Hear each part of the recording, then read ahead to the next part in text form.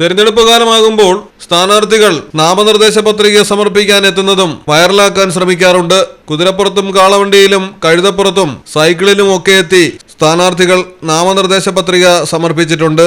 എന്നാൽ ഇപ്പോൾ ഒരു സ്ഥാനാർത്ഥി മുളകും കാപ്സിക്കവും കൊണ്ടുണ്ടാക്കിയ മാല ധരിച്ചാണ് നാമനിർദ്ദേശ പത്രിക സമർപ്പിക്കാനായി കേന്ദ്രത്തിലെത്തിയത്.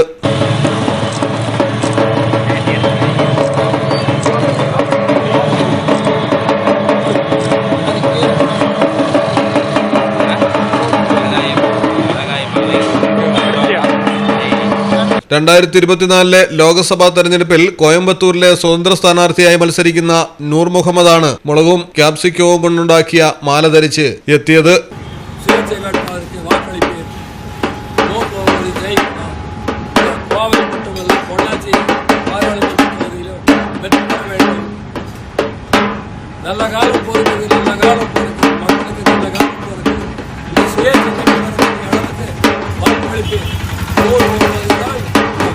ഇതുവരെ ഇദ്ദേഹം 29 തവണ മത്സരിച്ചു. ക്രിയാത്മകമായ രീതിയിൽ പ്രവർത്തിച്ച് വോട്ടുകൾ ക്യാൻവാസ് ചെയ്യുന്നതാണ് പുള്ളിയുടെ ഒരു രീതി. 2022 തമിഴ്നാട് നഗര തദ്ദേശ സ്വയംഭരണ തെരഞ്ഞെടുപ്പിനിടെ ചൂൽ പിടിക്കുന്ന രാജാവായിട്ട് വരെ ഇദ്ദേഹം വേഷം ധരിച്ചിട്ടുണ്ട്.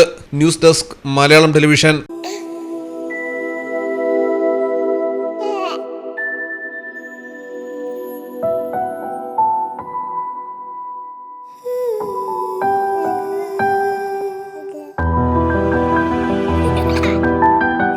The first touch of love. തേൻ പാട്ടിൽ ജ്വല്ലറി, തിരൂർ, കോട്ടയ്ക്കൽ, പുത്തനത്താണി.